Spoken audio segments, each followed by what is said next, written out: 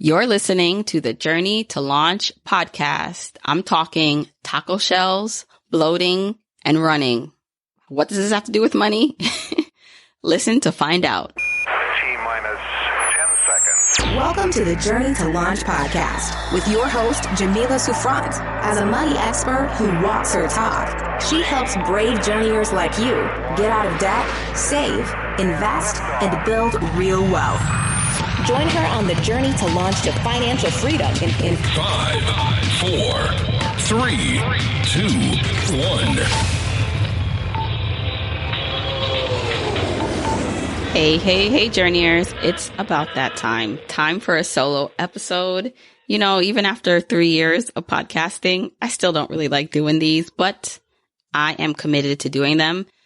Also, I'm recording this from home in August, so that means my kids are here. You may hear them in the background. They may even interrupt me because that's just what my life has been like.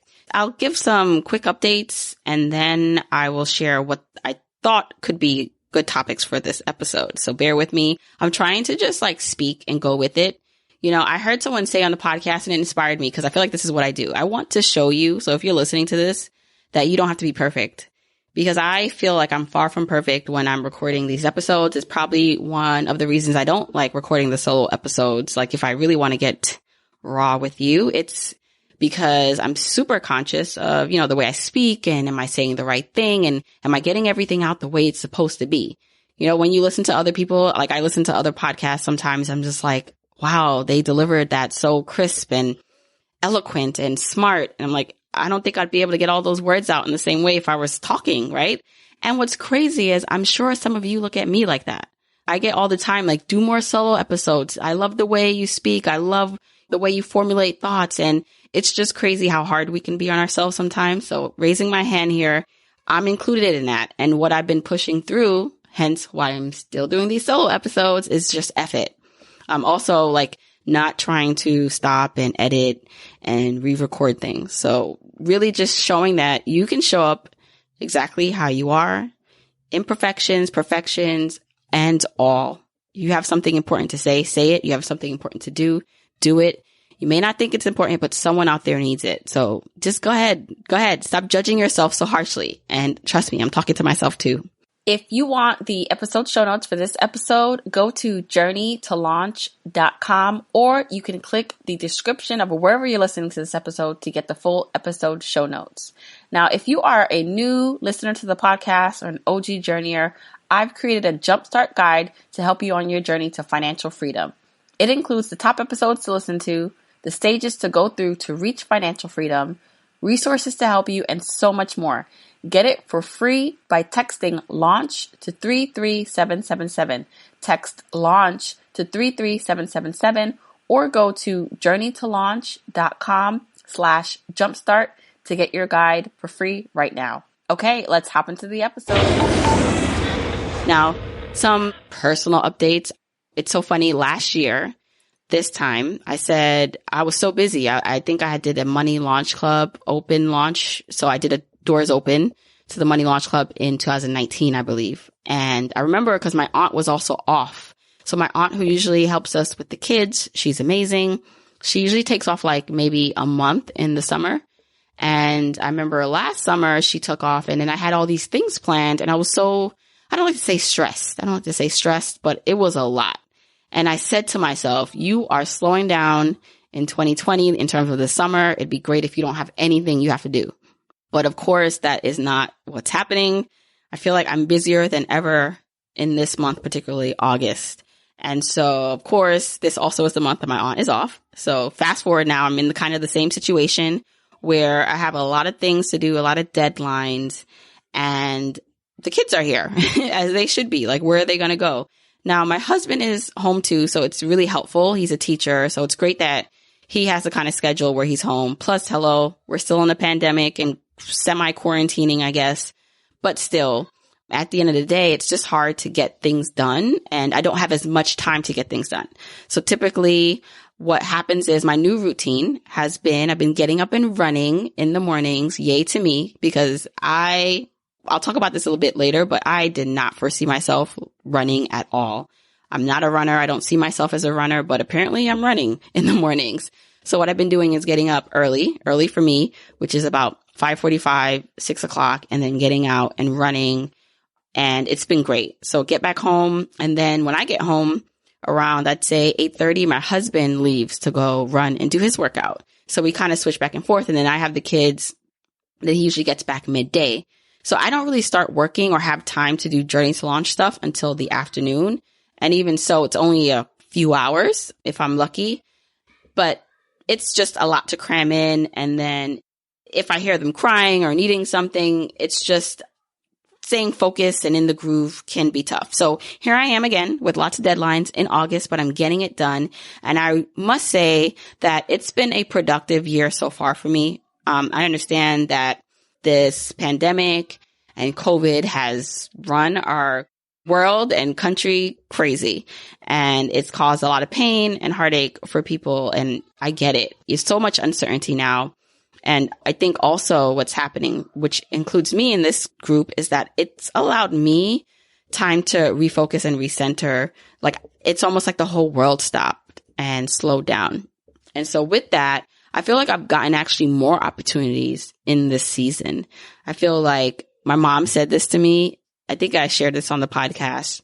She was like, every 2 years, something amazing like happens. Like it's like a real pivotal point in your life. And so she said that 2020 would be that for me. And I can say that I feel like things are lining up to be that way. I mean, I'm so grateful that Journey to Launch actually last year, 2019, I believe I shared that gross income for Journey to Launch was about like $80-something thousand. And I'm happy and proud to say that we're not done with the year yet. It's August and we passed that number already. Now, I will go more into detail about Journey to Launch and business stuff and money. I promise I will do a podcast episode on that later on this year. But it's just been eye-opening, the opportunities and the experiences. And some of them I can't really share because there's no contract signed and it's still up in the air. But trust me, you'll be the first to know. Actually, if you want to be the first to know, you need to sign up to my newsletter list or follow me on social media. Newsletter is the best way. You can go to journeytolaunch.com/join. I think that's just like the quickest way to get on my list without getting an opt-in. You just like get on it. But as soon as I can share some of the stuff that are bubbling behind the scenes, I will. Now, with that, I do want to share what I want to talk about this episode. There are 3 topics. Now, they're going to seem weird maybe, but here's what I've been kind of playing around with in my head. So what do taco shells, bloating, and running all have in common? Money. No, they really don't have money in common, but because the way my brain thinks is so weird, I can relate everything back to money and personal development. These are 3 topics that I kind of want to explore more with you. And the first one being taco shells, Trader Joe taco shells to be exact. Now, what do I mean? Now, if you are a Trader Joe's fan like me, I'm a big, huge fan of Trader Joe's, like legit. If there was a Trader Joe's in my neighborhood, once I reach my financial independence number and quote unquote retire, you may find me working at Trader Joe's, especially if it was in my neighborhood. Unfortunately, it's not. So I have to travel, a little bit to get there, but I love going to Trader Joe's. Now, Trader Joe's has these hard corn taco shells, and I would buy them all the time because I love tacos. And I remember the taco shell box had directions on how to heat it up in the oven. And I remember following those directions to heat up the taco shells. And from what I remember, the first times that I was like doing this a couple years ago when I started buying them, I think it was something like put it in at 425, like let your oven heat up to 425 and put the taco shells in for like 3 minutes. And so I would follow the instructions on the taco shell box and I would put them in the oven. And by the time I followed the directions and took them out in 2 or 3 minutes, most of the time they would be burned. And I'd be like, well, what the heck? But the directions said that. So I'm like, well, maybe it's me. Maybe I'm not timing things properly, even though I did have the timer on. I'm like, maybe my oven is just powerful. Let me put it on 2 minutes. And I would adjust it and it would work better. But I say all this to say that there were specific instructions on how to heat up these damn taco shells. And when I followed them, they would come out half wrong most of the time. then what I noticed was I went back. So can't remember what happened, but maybe I took a break from taco shells. Who knows? And I went back. I bought the taco shells more recently. And I noticed something interesting. The directions for the same taco shells, I doubt the ingredients changed at all. They were different on the box. And on the box, I believe it says something like, and I have to like get the picture. Maybe I'll post this in the episode show notes. But the new box said something like heat at 300 degrees for a longer time. I think it was like 7 minutes. And I followed those directions that time, and the taco shells came out perfectly. And I was just like, wow. So the first few times I was doing it, trying to follow the directions on the original box, they were messing up. But I said, nope, that's the way it says it should be done. This needs to work the way the directions say. Although I wasn't getting the same results. Then, voila, I guess, I don't know if they were getting complaints or they also realized that the directions were not correct and they updated it. And then so when I tried the new way, it worked. And I can't help but think this is the same thing that happens with life and money, because what you'll hear from people, right, are things that work for them, right? I did this. I budgeted this way. I used this budgeting app. I listened to this podcast. I took this course. Or you can maybe look at things that just in their life that happen. So maybe, I have a husband, I have kids, so there's all these ingredients, right? There's these things and prescriptions or these steps people take. And if you're listening to this podcast, you're probably one of those people that you like hearing that stuff, right? It's inspiration. It gives you ideas. But if you follow someone else's path to the T, you most likely won't get the same exact results. Now, that's not saying that there aren't just like frameworks that are just like basic level. You should do this, right? Like you should spend less than you earn. You should invest, right? But in those things, in those specific topics, investing, saving, lifestyle, it's going to be different. And so maybe you've tried something and you're just like, why isn't this working for me? It works for everyone else. It seems like it works for everyone else. Or maybe internally you don't feel good about something. And I'm not talking about not feeling good about something because it's like uncomfortable for a little bit, because I think being uncomfortable and stretching yourself is important. Like not everything is going to feel like a cakewalk, but I'm talking about where you just legit feel like something is off here. Then you need to give yourself permission to make changes as necessary. You don't need someone else to come out and say, hey, oh, by the way, do it this way instead. I want you to develop your own guidance system. And yes, it will take trying things out, right? So in the case of the taco shell box, it did take me trying a couple times to realize this is not working. And then I started to make my own adjustments. But imagine if I said, well, the taco box says this and I have to follow this. And I'm doing it and the tacos keep coming out wrong. The taco shells keep coming out wrong. And if it wasn't for me adjusting on my own, then I'd just be in this constant battle of trying to follow something that's not working. And how crazy is it that sometimes the validation for me, right? That's why I'm just like, you're probably thinking, Jamila, why are you remembering about this damn taco shell box? But I remember following the directions and it coming out wrong and me being like, what the hell is going on? So to see the updated directions felt like big validation. And so sometimes, yes, you want to see validation from others that this new plan that you have may work. And what I'm trying to tell you right now is don't wait for the validation from anybody else. The validation that it works is in your results.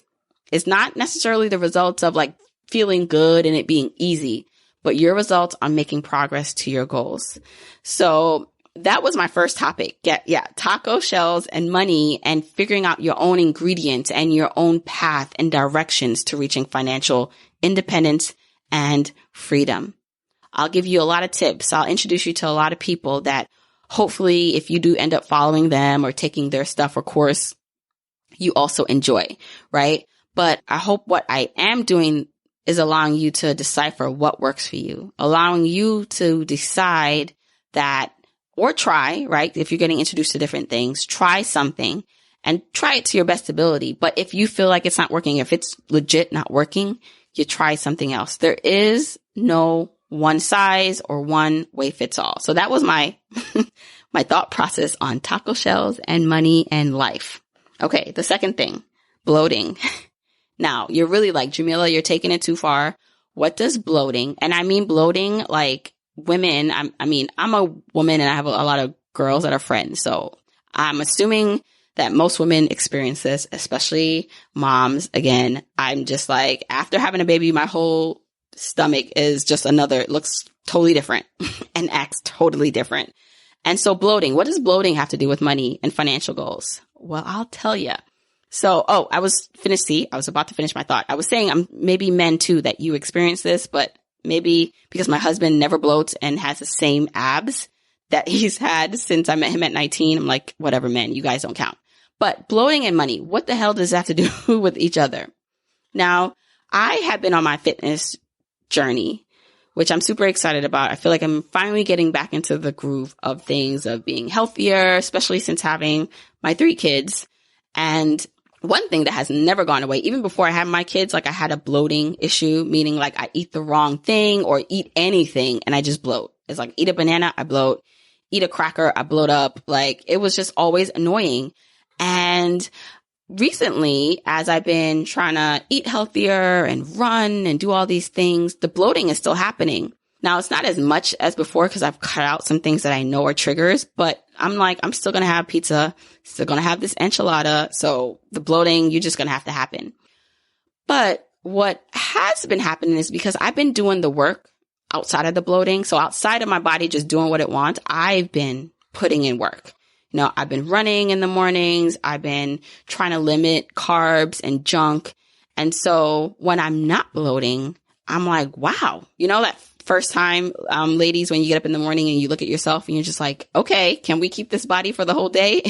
But then of course, like, you know, life happens, you start eating and then throughout the day you bloat. And so I thought to myself, if I just looked at myself at the bloating stage, at the biggest bloating stage of the day, it would look like I'm making no progress in terms of physically how I look or how I want to look. But just knowing that I'm putting the work in, knowing that, you know, I've been eating better, I've been running, doing my squats, I know beneath the bloat that the work is being done. And so part of this, how it relates to money and financial goals, is that there are going to be some bloat in your budget, in your life, like meaning there are going to be things that throw you off that you can't prevent. Look at the pandemic. Look at all the things that are outside of our control, right? Like something happens to your car or house or someone, you know, that you care about needs money and you want to help them there. And you didn't plan for that, but you want to be able to pay for it or handle that expense, right? There are going to be things that will throw or seemingly throw you off of track, but you're not off of track. It's momentarily. It's almost like it's a mirage. Is that what I'm trying to say? Mirage?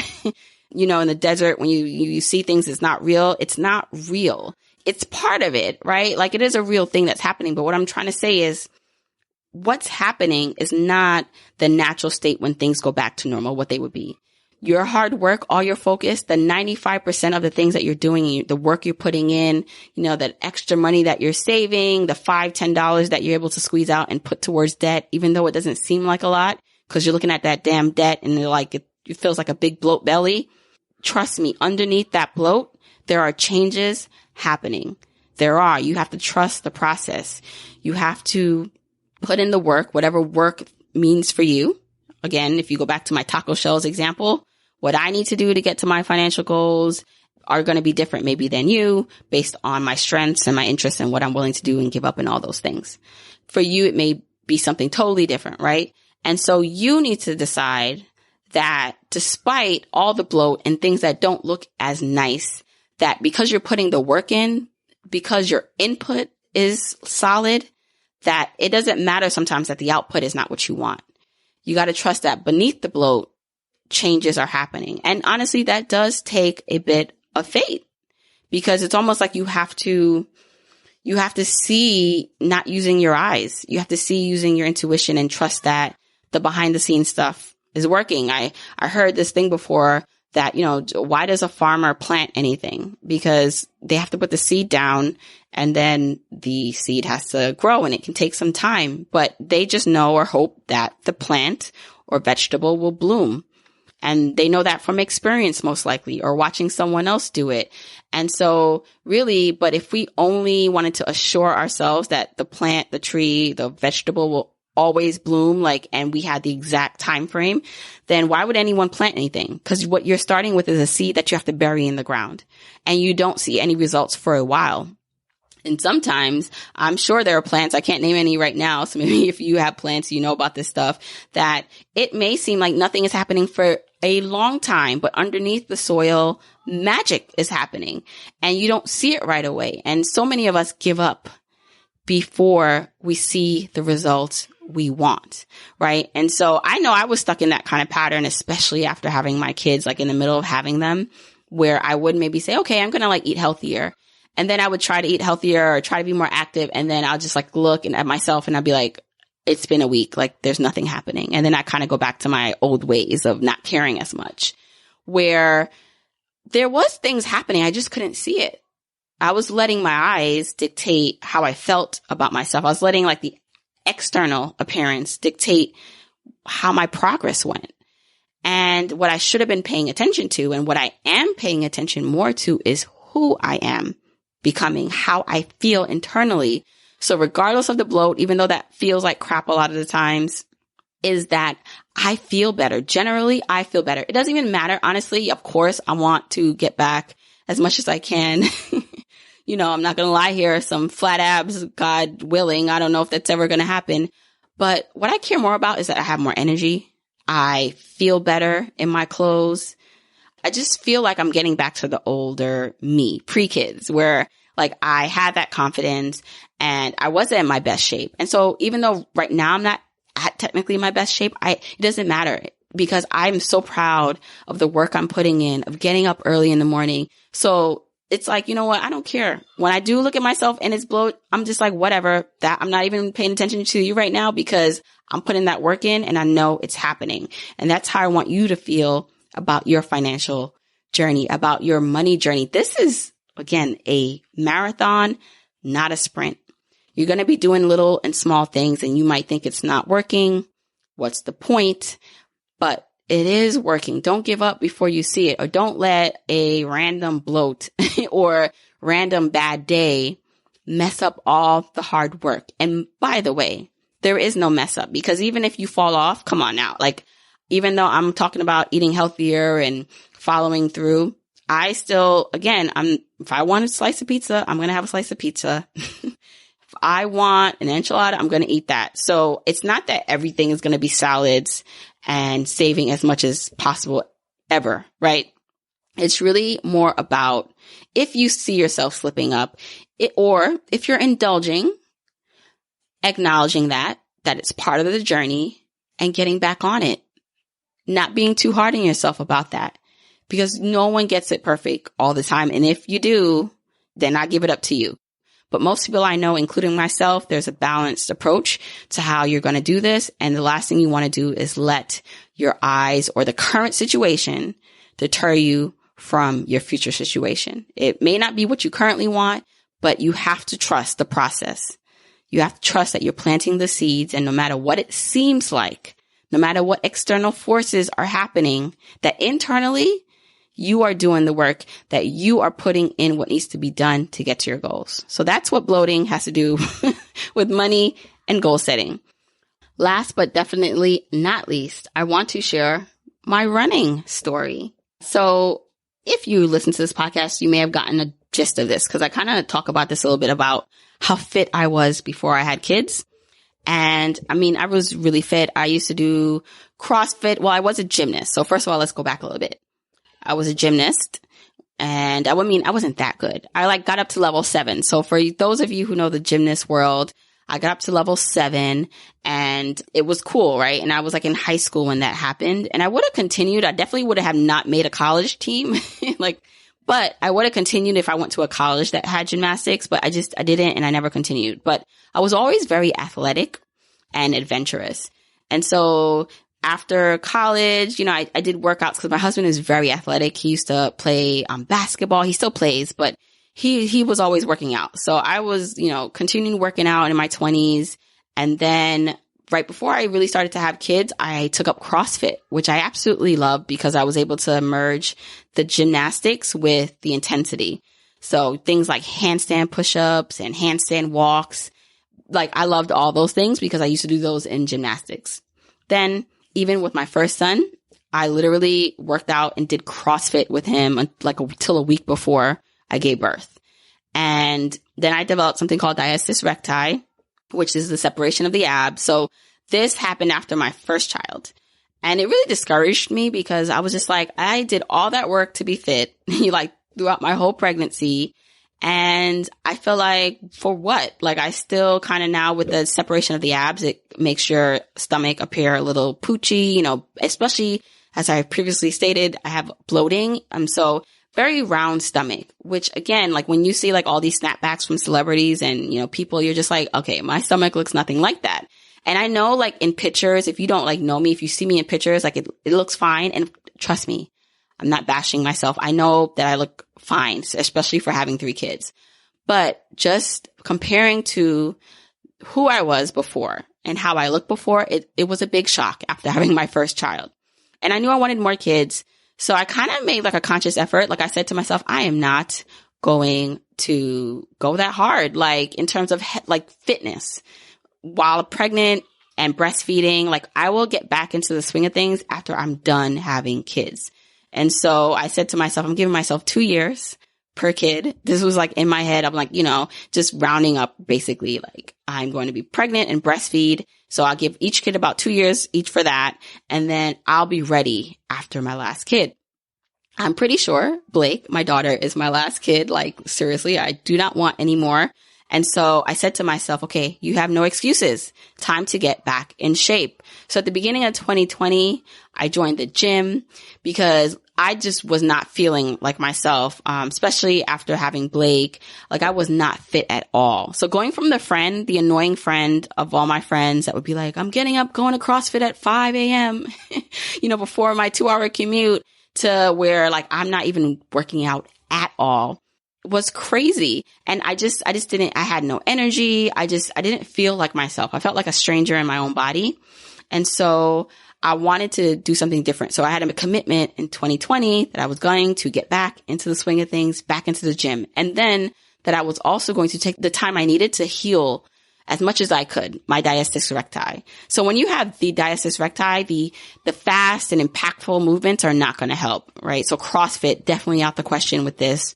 It's really the aligned movement, like the smaller core movements. It's about stretching, about all the things that I kind of find boring, quite honestly, that I needed to do. But I said to myself, it's 2020, I'm going to do this. So I joined the gym because I didn't want a mix of, classes, because I know myself. I love group settings. I love being motivated by other people around me. If it's really just me, I'm not as motivated. And so it was really helpful that I could join the gym. So joined the gym 2020. And was going to the gym. I baked it into my schedule. I was in a groove, feeling really good. And then the pandemic happened. And so the gyms closed. And so for a little bit, I wasn't really doing anything again. I tried to do some at-home stuff and I'm just like, just not feeling it. Then my husband, he started running because we have like this trail by our house. And if you follow me on Jamila Souffrant, my Instagram, I share the trail. I share me running.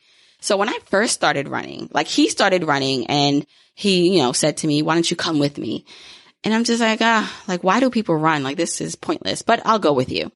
And I went out with him and it was just like such a beautiful scenic route where I was so amazed, like that this was so close to me, like meaning where we currently live, like we live further in Brooklyn and I would personally love to live closer to the city, but it's so expensive. So when we bought our house, we moved further into Brooklyn.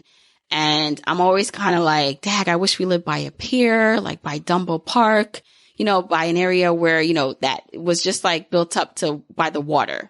And so to find out that there is a water like way not too far from me that we can drive 5 minutes to was amazing. I'm like, how come? Why did it take me like 15 years to find this out? So I would go with him, but I would begrudgingly run. Like literally, I'd be like, I'm only going to run for 10 minutes because you're lucky I'm here. Or I'd say to him, my husband is so good at this. Like he allows me to do whatever. Like he's like a Buddha. Like he's just like, he'll take on whatever energy you give him. So I would be like, I don't think I'm going to run today. I'm just going to walk. He'd be like, okay. And then I'd be like, wait a second. No, I'm going to run. And he's like, okay. So I started to slowly like pick up running. And at first I would run, I don't even think it was a mile. It was a mile. I started to run. And let me tell you, I thought I was going to die running those miles. I would start running and the first 3 minutes, I'm not lying to you, I'd be out of breath. I'd be like, why am I doing this? This is so hard. How am I going to make it like to the final mile? And I remember starting that way and hating it. And so did that for weeks and weeks. Only said I was going to run 1 mile and then I'm going to walk the rest of the way because I deserved it. So I did that. And then slowly, because I know me, I started to push myself. I said, okay, maybe not just that 1 mile, maybe just go a few steps further. And I started to do that. And so now, fast forward a bit, I am legit running. I'm so proud of myself. Drum roll, everybody. 3 miles, which is such a huge deal for me because I didn't even know, I never even imagined I'd be running 3 miles. I thought I was going to die at the 1 mile mark. But what I've learned since running is that the reason why I felt that way was, one, I was out of shape and I had to build my endurance, but I was setting my sights only on 1 mile. And so when I was approaching that 1 mile mark, I was done. I was like, I'm not running anymore. But once I started to set my reference point and my goal further, I was able to reach that because my goal point was further. I was prepared to stop at the 1 mile mark and like lay out on the ground. But once I said, nope, you're going to stop at that 1.3 mile mark or whatever it was, that allowed me to pass that 1 mile mark and have my sights on the next thing. And so I slowly started doing that. And that's literally how I like started to run more than the 1 mile that I thought I'd never run. And it's so crazy because even running 3 miles now, it feels the same way as when I run 1 mile. It's not that it's necessarily easier. Like it's still hard for me, but because I've done it before, I'm like, you got this. And in my head right now, I'm like, there's no way I can run 4 or 5 miles consistently. But because I've already accomplished this going from 1 to 3 miles, it's possible, right? So I'm not professing to be like a huge runner here, but I've learned so much from running over the past few months. And I just want to share some lessons. I actually shared this on my Jamila Souffrant Instagram post, one of my posts about running lessons from a non-runner. So one of the things that I started to do to help me, and this to me has a lot to do with goal setting and money. I can always relate things back to goal setting and money when it comes to like talking about a topic. But I started to focus on the quality and the distance of the run, not the speed. So for me, what that meant was don't worry about like how fast you're going per mile. That will come. Worry about how you feel, because I would try to start out running kind of like faster because, you see other people running faster and I'm just like, all right, I can run a little faster. And I'm like, okay, no. We're not running for speed. We're running for distance and quality of the run, because when I started out too fast, I'd get too tired. And then I'm just like, oh no, this doesn't feel good. But when I started out slower and had a consistent pace, it felt better. And so that helped me go further and enjoy the run as much as you can enjoy running a bit more. And it makes me think about like, when you talk about like reaching financial independence, if you're going for the quality and the distance versus the speed, I think that matters a lot more. Because a lot of times when you're focused just on how fast you can pay off debt and save gazillions of dollars or even save $10,000, right? If you enjoy it, fine. That means the quality of the journey is there and it's great. But if you are miserable, if you are just focusing on sacrifice and giving things up and not enjoying it, that is not a run I'd like to do. I want to enjoy it. So sometimes in the beginning, it may be giving up the speed to get to your goal, but you'll get there. You'll get there. And the crazy thing about it is the speed will pick up naturally, because even though I'm not focused on speed right now when I'm running, I'm getting faster. I'm focused more on the quality. And so I think that has a lot to do with our financial journeys and our life journeys, because if you're not focusing on how fast you get there, but the quality, you'll get to where you want to go and you'll enjoy it. And plus the speed will pick up. You'll get there faster. Okay. The other thing that I learned was I was afraid to push myself with running. I know me. I have a very distinct, I don't know if it's distinct. It's not that distinct. I have a personality where if I say I'm going to do something, I'm going to do it. And there were times that I would run and know I could do more, but I stopped myself. because I was like, if I go further, that means I'm always going to have to go that further or that, much further. And I wasn't prepared to make that commitment. I said to myself, if I run, when I was running that mile, I said to myself, Jamila, you can run probably a little bit longer. And I said, but if you run longer, you're always going to have to run longer. And who wants to do that? Right. And it was almost like I was scared of my own potential. And once I started to say to myself, I let myself off the hook. I said, Jamila, if you run further this one time, it doesn't mean anything. You don't have to do it all the time. You don't even have to do it again. Don't focus on the forever of the situation, because sometimes we're not ready to make that commitment. Even when it comes to maybe making a commitment about money, right? Or saving or investing or something, right? It's like a commitment that maybe will need you to continue and have habits form around it. And maybe you don't feel like you're ready for that. But what I found is that when I don't focus on the ongoing habit, I focus on that one little thing, that one day, that allows me to let myself off the hook, go all out, go for it. And then guess what? After I'm done, I can decide if I'm going to keep doing it. And if you're like me, you will naturally want to keep going, right? Or maybe, yes, one day is like, I ran that 1.5 miles. I'm not running that right now. I just don't feel it. That's fine too. But naturally, you will want to keep going. And so that to me is what pushes me further. It's not to commit long term. Like, I'm not committing right now to be like a 4, 5, 6 marathon mile runner. I'm not doing that. But it may get there one day, but I'm not committing to that. And I think sometimes for us on this life journey, financial journey, you'll have things you want to do, but you're afraid to declare them because you're afraid you might actually fail or not keep up. And my thing is just start. Just take it one day at a time, $1 at a time, and see where that leads. Get the momentum going. Okay, next thing I learned about running and money, for me at least, my brain wants to stop before my body does. So because I've already ran that distance, sometimes as I'm already like within that mile or running, I'm wanting to like give up mentally. I'm like, I'm tired. Like, I don't want to run anymore. But it's like, your body can do this. You've done this before. And so I'm relying on muscle memory at this point to carry me through. Because if I listen to the hater inside of me that's telling me, and quite honestly, we all have that kind of person in our head, right? Like the quote unquote hater, but they're really just trying to protect you, right? Like they want to make sure you're safe. So sometimes when you want to take risks and do things that you're not comfortable with, they're going to say, wait, here are all the reasons why you shouldn't. They're going to present you with the alternative to keep you safe. But especially if you push yourself before, or that's why having examples are helpful. If you see someone else who was able to do it, who has a similar situation or similar qualities to you, it makes you feel like I can do this too. So don't always listen to your brain. Yes, you need to make sure you're safe, especially when it comes to working out and running. But really your brain is just trying to protect you most of the time, and it won't allow you a lot of the time to fulfill your full potential unless you push back and you're just like, all right, I'm not going to listen to you right now. I'm just going to follow what I instinctively know I can do, and then also what I've done before. So that's another thing I've learned. The last thing I'm going to share about running that I feel like totally relates to money and financial goals in life is just start. Just start. A few months ago, I could have never thought like I'd be running this far. I have no clue where I'm going to be in a few months. I might not even continue running after, the winter or this pandemic is over. I don't know. I'm taking it one day at a time.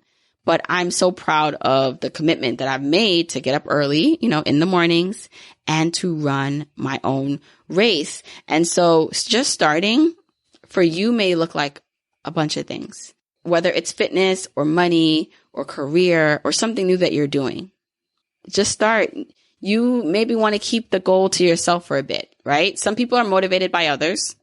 And some meaning like if you tell someone your goal and then now they're like saying to you, all right, did you do it? That helps you. Some people are not as motivated in that way. They like to keep things on the wraps a little bit until they know for sure they want to do something because they don't want to seem like a flake. Whatever it is that works for you, however it is that it works, just start. Just start. I feel that if you are listening to this podcast, you have the potential to do anything you want in life because you're listening you're starting, you might not think this is a start, right? It's just a podcast, Jamila. If you're on this podcast the whole time, especially with me talking about tacos and bloating, and you got this far and you gotten something from those analogies, like I feel like you are at the level where you can benefit from anything. And so I'm always amazed at how great people are in other areas of their life. So when I see people running or working out or great in other areas, like other than money, I'm just like, if you applied that to money, you would you'd reach any goal you set in however long of a term it took you, right? Like that same greatness. When I think of how people can run 10 miles marathons, I'm like, you becoming a millionaire or creating a career or a company or becoming an entrepreneur should be a cakewalk. Because to me, running is harder. But that is my little wrap up. I know hopefully it wasn't too all over the place. I wanted to just kind of share my thoughts and a little update about what's been going on. Again, if you enjoyed this episode, let me know. Because once you give me the encouragement, then I'll do some more episodes. I'll do some more soul episodes. But what I hope you most get from this is that, one, taco shells, you create your own directions. You can source other help and tips and tools, but ultimately write your own damn directions on your own box. 1. 2, don't let bloating stop you. Don't let what your eyes see discount what's going on beneath the surface, beneath what's so visible. But those are the biggest changes, body and money. And 3, the running. I mean, I had so many takeaways from running, but my biggest one for you right now is just start and don't be too hard on yourself. Set that goal, set it further than you think you can do, and just work one day at a time towards it. All right. That's all I had for this episode. I hope you enjoyed it. If you want to check out the episode show notes, that's where you can get links to anything that's mentioned and even get a transcribed version of this episode that you can read. Go to journeytolaunch.com or click the description of wherever you're listening to this episode. Now, you can also still grab your free Journeyer Jumpstart Guide by texting launch to 33777 or go to journeytolaunch.com/jumpstart. If you want to support me and the podcast and love the free content and information that you get here, here are 4 ways that you can support me and the show. 1, make sure you're subscribed to the podcast wherever you listen, whether that's Apple Podcasts, that purple app on your phone, your Android device, YouTube, Spotify, wherever it is that you happen to listen, just subscribe so you are not missing an episode. And if you're happening to listen to this in Apple Podcasts, rate, review, and subscribe there. I appreciate and read every single review. Number 2, follow me on my social media accounts. I'm at Journey to Launch on Facebook, Instagram, and Twitter, and I love interacting with journeyers there. 3, support and check out the sponsors of this show if you hear something that interests you. Sponsors are the main ways we keep the podcast lights on here, so show them some love for supporting your girl. 4, and last but not least, share this episode, this podcast with a friend or family member or coworker so that we can spread the message of Journey to Launch. All right, that's it. Until next week, keep on journeying, journeyers.